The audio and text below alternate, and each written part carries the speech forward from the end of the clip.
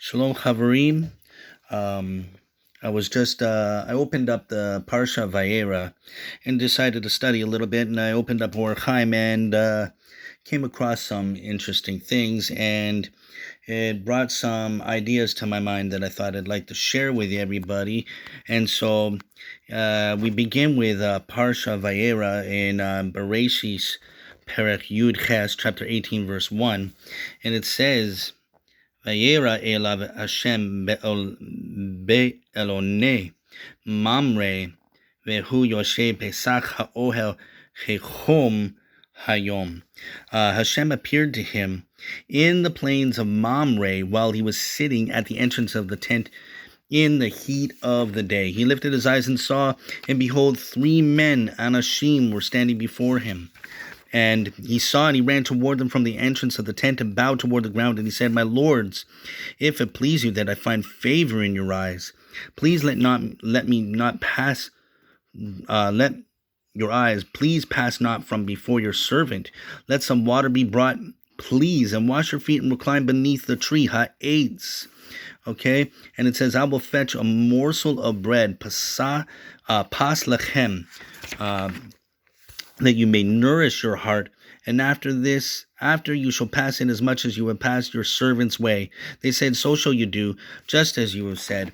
And so the Or Chaim comments on this, and he explains that why would Abraham even offer water, because he understood that these visitors were not just men, they were actually angels.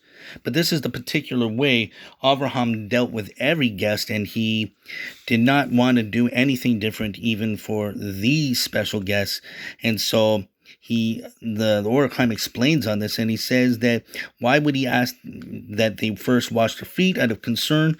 Well, this was the custom that they worshiped. The dust of their feet was common among the Arab nomads of this time. So by entering his home with dusty feet, they would be effectively bringing Avodah Zorah into his home. Okay, and so although this did not concern and did not apply to the angels, Abraham acted toward them as he would act toward any of his guests. And so Abraham said, let me fetch you some water, not as much water, but if they needed more, he would do this. And so too, this was the custom to say to his guests. And so he exerted himself and not to embarrass them as well. And the Or Chaim goes on to a deeper explanation, though, when it says that Abraham further alluded to the matter that relates specifically to the angels. That is, that they should take some water being an allusion to the Torah. And so Or Chaim explains that this has to do with different Pashat facets as the enter into the mystical facets. Abraham wanted to offer these angels different facets of Torah, each one being appropriate for different parts of the angels.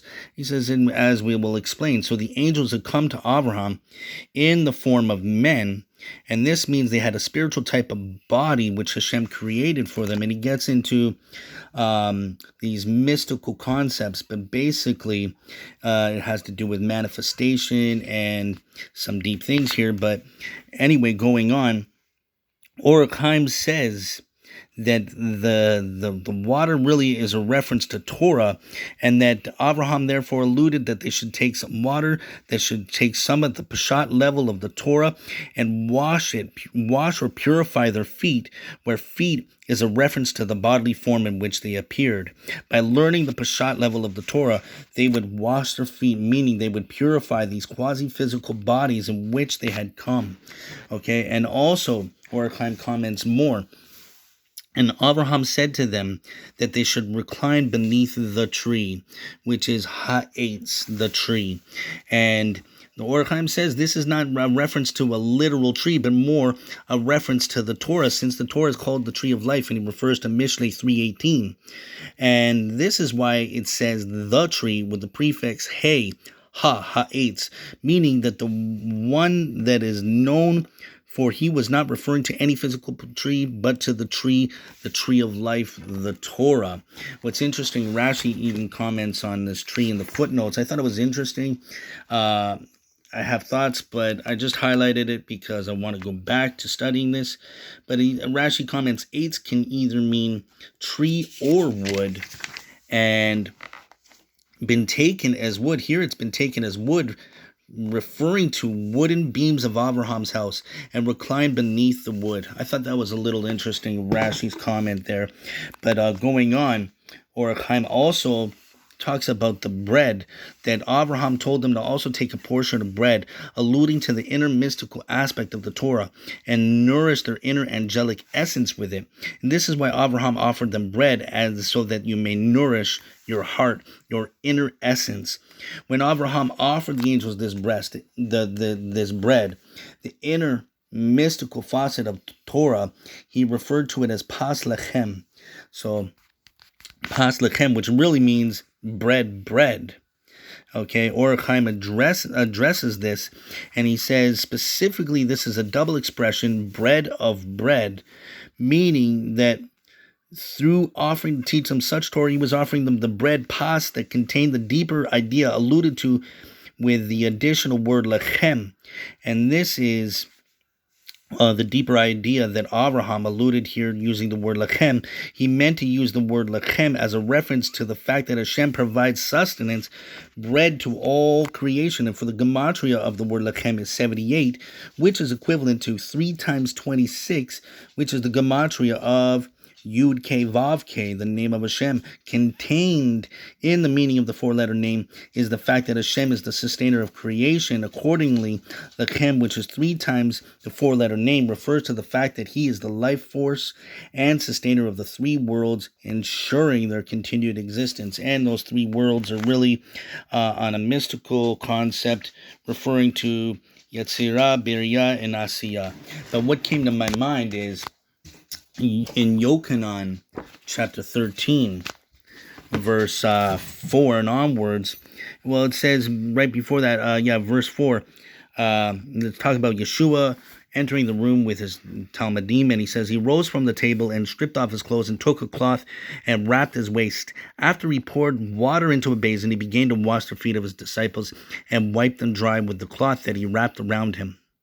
Okay, and Shimon, Kefa, he actually says, why are you going to wash my feet? He has a problem, and he says, Yeshua, don't wash my feet.